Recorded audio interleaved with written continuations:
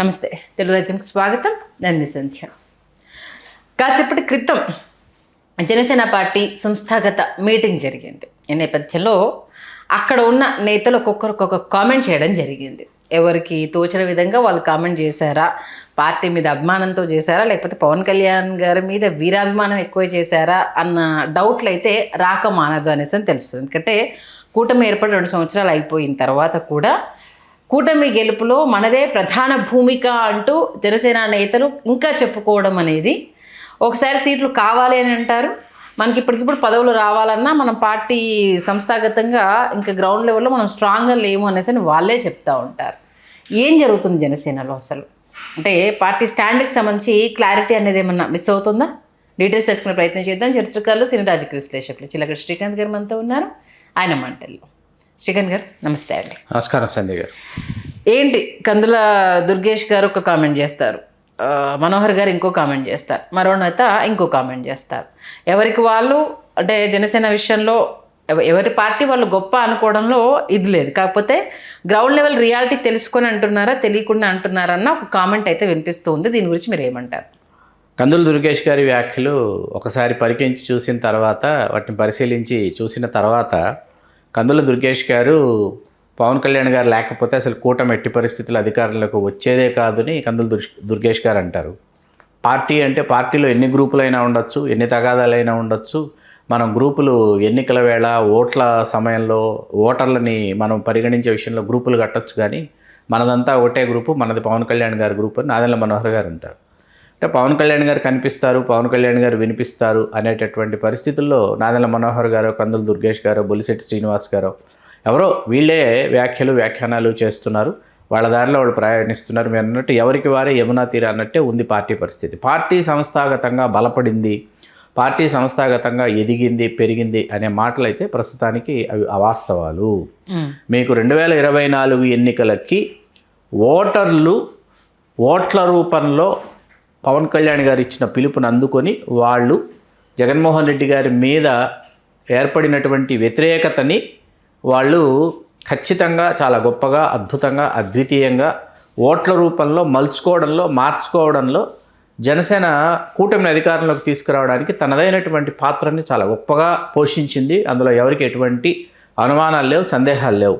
అయితే పవన్ కళ్యాణ్ గారి మాటను గౌరవించాము. పవన్ కళ్యాణ్ గారి మాటను గౌరవించి దశాబ్దాల తరబడి తెలుగుదేశంతో ఏమాత్రం పొసగని, అట్లాగే తెలుగుదేశంతో విభేదించినటువంటి, తెలుగుదేశం పార్టీ అసలు మా పార్టీ కాదు అన్నటువంటి కొన్ని గ్రామాలు కావచ్చు, కొన్ని నియోజకవర్గాలు కావచ్చు, అక్కడ కూడా మీకు గతంలో తెలుగుదేశం పార్టీ అసలు ఎట్టి పరిస్థితుల్లో పాగా వేయలేనటువంటి నియోజకవర్గాల్లో కూడా తెలుగుదేశం కని విని ఎరుగని విజయ్ దుందువి మ్రోగించిందంటే ఖచ్చితంగా జనసేన యొక్క భాగస్వామ్యం అంతో ఇంతో ఎంతో కొంత భాజపా కూడా కూటమిలో ఉండటం అనేది ఒక బలమైనటువంటి కారణం. దీనిని ఎవరూ కాదనలేరు. అయితే ఇక్కడ 44 సంవత్సరాల సుదీర్ఘమైనటువంటి రాజకీయ ప్రయాణంలో తెలుగుదేశం పార్టీది అలుపులేనటువంటి, రాజీ లేనటువంటి ఒక పోరాటం, మడమ తిప్పనటువంటి ఒక పోరాటం. అది ఏ సందర్భంలోనైనా, ఏ సమయంలోనైనా 10 సంవత్సరాల సుదీర్ఘకాలం, ఒక దశాబ్ద కాలం మీకు అధికారానికి దూరంగా 2004లో అధికారం కోల్పోతే 14లో తిరిగి అధికారంలోకి వచ్చేంత వరకు కూడా ఏదో విధంగా పోరాటం చేస్తూనే ఉంది. తమ క్యాడర్ని వాళ్ళు తాము కాపాడుకుంటూనే వచ్చారు. ఆ 10 సంవత్సరాల కాలంలో పార్టీని సంస్థాగతంగా ఎప్పటికప్పుడు సరికొత్తగా నిర్మించుకుంటూ వెళ్ళారు.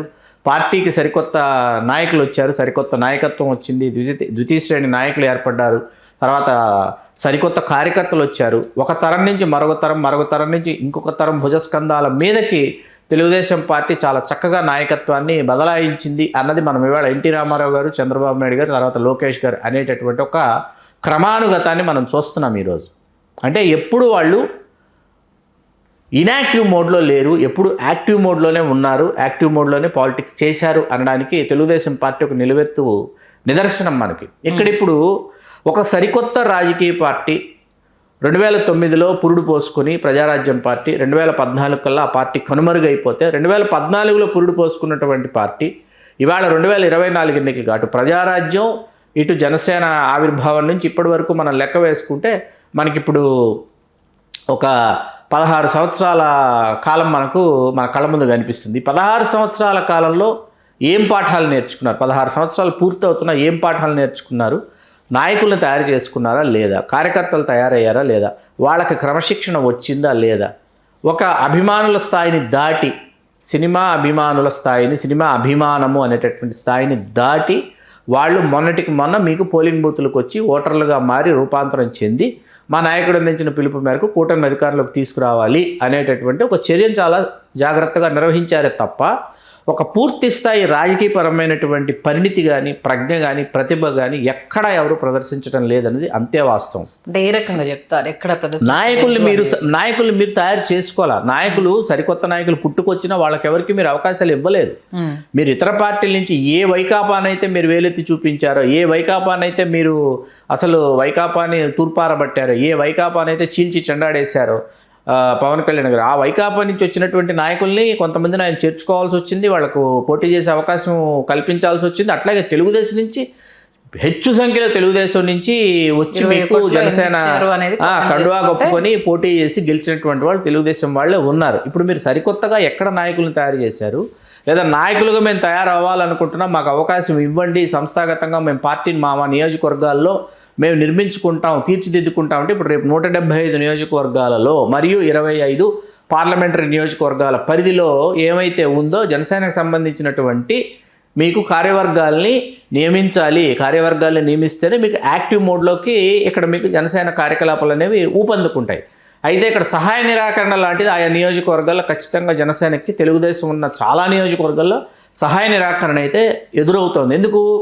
జనసేన ఎదిగితే తెలుగుదేశం వాళ్ళ ఆధిపత్యానికి అక్కడ ఖచ్చితంగా ముప్పు వాటిల్లుతుంది, మొదటికే మోసం వస్తుంది. కాబట్టి తెలుగుదేశం వాళ్ళు జనసేన ఎదగనివ్వరు. జనసేన ఎదగాలంటే ఎంత తొందరగా నిర్ణయం తీసుకుని, ఎంత తొందరగా ఇన్ఛార్జీలను ప్రకటించి, ఎంత తొందరగా కార్యవర్గాన్ని ప్రకటిస్తే జనసేన అంత తొందరగా ఎదుగుతుంది. అది జరగటం లేదు. ఈ వినాయక చవితికి అంటారు, ఆ విజయదశమికి అంటారు, లేకపోతే ఆ సంక్రాంతి అంటారు, ఆ సంక్రాంతి తర్వాత ఉగాది అంటారు, ఉగాది తర్వాత మళ్ళీ వినాయక చవితి వస్తుంది. మీకు అర్థమైంది కదా? ఇలా మీకు సమయం మీకు అలా అలా అలా కాలం అలా కరిగిపోతుంటుందే తప్ప జనసేన పార్టీ సంస్థాగతంగా ఎదగటం మాత్రం జరగటం లేదు. కార్యాలయంలో సమావేశం జరుగుతుంది, పవన్ కళ్యాణ్ గారు వచ్చినప్పుడు, లేకపోతే నాదెళ్ల మనోహర్ గారు ఉన్నప్పుడు కొన్ని కార్యక్రమాలు, కొన్ని సమీక్షలు, సమావేశాలు జరుగుతాయి. అక్కడ ఉన్నటువంటి వాళ్ళు మనం రేపు అద్భుతంగా విజయ పతాక ఎగురవేయాలి, ప్రతి నియోజకవర్గంలో జనసేన పతాక రెపరెపలాడాలి, మనం అసలు జనసేన పార్టీకి సంబంధించి అన్ని కార్యక్రమాల్లో మనదైనటువంటి మీకు వేళ సోషల్ మీడియాలో చాలా యాక్టివ్గా జన సైనికులు, వీర మహిళలు ఉన్నారు అనేది వాస్తవం. సోషల్ మీడియాలో ఖచ్చితంగా ఉన్నారు. నియోజకవర్గాల స్థాయిలోకి వెళ్ళేటప్పటికి ఏమవుతుందంటే జనసేన శాసనసభ్యులు ఉన్న చోట మీకు కాస్త హడావిడి కాస్త మీకు కనిపిస్తుంది. కానీ మండల బుద్ధప్రసాద్ గారు లాంటి వాళ్ళు అసలు ఎందుకు వచ్చాము ఈ పార్టీలోకి, ఎందుకు పోటీ చేసాం, మొన్న ఏంటో మా పరిస్థితి మాకే అర్థం కావట్లేదు, ఎందుకు అసలు మొన్నే వైదొలిగి ఉంటే బాగుంటుంది అనేటటువంటి వ్యాఖ్యలు మండల బుద్ధప్రసాద్ గారు లాంటి వాళ్ళు చేస్తూ ఉంటారు. ఆత్మరక్షణలో పడవేస్తుంటారు అధినాయకుడిని, పార్టీ విధి విధానాలు. మొదటి నుంచి పార్టీలో ఉన్న వాళ్ళంతా ఒక్కొక్కరుగా తప్పుకుంటూ పార్టీ గురించి వ్యతిరేకంగా బయట చేసే వ్యాఖ్యానాలు, బులిశెట్టి సత్యనారాయణ కావచ్చు, గంగా సురేష్ కావచ్చు, ఇంకా చెప్పుకుంటూ చాలా మంది, చాలా వరుస దాసరి రాము గారు కావచ్చు, వీళ్ళందరూ అంటే గుర్తింపు లేక బయటికి వచ్చారు అనుకోవాలా, లేకపోతే పార్టీలో పదవులు అడిగితే ఇవ్వలేక బయటికి పంపించారని అనుకోవాలా? దీనిని మనం రెండు పరిగణలోకి తీసుకోవాలండి. ఎందుకంటే ఇప్పుడు మొన్న నాదెళ్ల మనోహర్ గారు ఏమన్నారు, అసలు స్థానిక సంస్థల ఎన్నికలలో మాకు ఇంత శాతం ఏంటి, 15% ఏంటి, మీరు నిర్ణయించడం ఏంటి, అసలు మనం చర్చలకే కూర్చోలేదు, చర్చలే జరపకుండా మీరు 80% మీరు తీసుకుని 15 మాకు 5 బీజేపీని మీకు మీరే నిర్ణయం చేయడం ఏంటి, మీ పార్టీ శ్రేణులకు మీరు దిశానిర్దేశం చేసేయడం ఏంటని నాదెళ్ల మనోహర్ గారే అన్నారు. మళ్ళీ నాదెళ్ల మనోహర్ గారే ఇవాళ సంస్థాగత సమావేశంలో మనం త్యాగాలు చేయాలి, మనం కూటమి కొత్త ధర్మంలో ఉంటుంది, మనం ప్రయాణం చేయాలి, ఇప్పటికిప్పుడు పదవులు మనం ఆశించకూడదు ఆయనే అంటున్నారు. జై జనసేన, జై పవన్ కళ్యాణ్, మనం ఆ నినాదంతోనే ముందుకు వెళ్ళాలి. ఎన్ని దశాబ్దాలు జై జనసేన, ఎన్ని దశాబ్దాలు జై పవన్ కళ్యాణ్, ఎప్పుడు ముఖ్యమంత్రి అవుతారు? దశాబ్దాల తరబడి ఎదురు చూసినటువంటి కళ సాకారం కాకుండా ఒక బలమైనటువంటి సంఖ్యాపరంగా మీరు సామాజిక వర్గంగా number 1 single largest community in Andhra Pradesh అన్నది it's proved and also it's recorded. అయినా మీరు ముఖ్యమంత్రి అనేటటువంటి పదవిని మనం అసలు ఇప్పటివరకు మనం దానిని చేపట్టలేదు అంటే అర్థం ఏంటంటే ఆ తర్వాత వరుసలో ఉన్నటువంటి సామాజిక వర్గాలు, వెనుకబడిన తరగతులు, దళితులు, మైనార్టీలు, వీళ్ళందరూ షెడ్యూల్ తెగలు, వీళ్ళందరూ వాళ్ళకి అసలు ఎప్పుడు అవకాశం వస్తుంది జీవితకాలంలో ఆలోచిస్తే ఆవేదన కలుగుతుంది. ఖచ్చితంగా మూడో ప్రత్యామ్నాయంగా ఒక పార్టీ వచ్చి, ఆ పార్టీకి ఒక గుర్తింపు వచ్చి, ఒక హోదా వచ్చి, మీరు అధికారంలో భాగస్వాములు అయ్యి మీరు పార్టీని సంస్థాగతంగా మీరు నిర్మించలేకపోతున్నారు. పార్టీ నిర్మాణంలో అసలు మీరు ఎటువంటి మీకు ఆలోచన కానీ ఆశయ సిద్ధి వైపు మీరు ప్రయాణమే చేయటం లేదంటే, ఒక్కొక్క నేత ఒక్కొక్క రోజు ఒక్కొక్క మాట మాట్లాడుతుంటే దానిని ఏ విధంగా శ్రేణులు అర్థం చేసుకోవాలి, వాళ్ళు అయోమయానికి గురవుతున్నారు. ఖచ్చితంగా మీరు అన్నది అయితే వాస్తవం. ఎందుకంటే నిన్న చేసిన స్టేట్మెంట్కి ఇవాళ ఇది ఉండదు, ఇవాళ చేసిన దానికి రేపు ఇది ఉండదు అన్నట్టు ఈ నేపథ్యంలో ఎవరికి కావాల్సిన వడ్డనలు, ఎవరికి కావాల్సిన అవి వాటిపాటికి అవి జరిగిపోతుంటాయి. ఎలా జరిగిపోతుంటాయో, ఎటువైపు నుంచి జరిగిపోతుంటాయో, ఏ విధంగా జరిగిపోతుంటాయో, ఏ సమీకరణలను అనుసరించి జరిగిపోతుంటాయో అర్థం కాదు. ఇక మీదటైనా తమ పార్టీకి సంబంధించి ఖచ్చితమైన దిశానిర్దేశంతో ముందుకు వెళ్ళి ఉన్న వాళ్ళను కాపాడుకొని బలోపేతం చేసుకుంటారు, లేకపోతే పక్క పార్టీ నుంచి వచ్చిన వాళ్ళనే చేర్చుకుంటూ బలోపేతం అవుతారు. రాబోయే రోజుల్లో తెలుస్తుంది. మంచి విశ్లేషణ నుంచి ధన్యవాదాలు సంధ్య. హలో, తెలుగు రాజ్యం ఛానల్ చూస్తున్నారా? సామాజిక, రాజకీయ, జీవన చిత్రణే తెలుగు రాజ్యం. అతిశయోక్తులు, అసత్యాలు ఉండవు. రాజకీయ కోణం కాదు, ప్రజా కోణమే కొలబద్ద. తెలుగు రాజ్యం వీక్షణ మీ ఉత్తమ అభిరుచికి నిదర్శనం.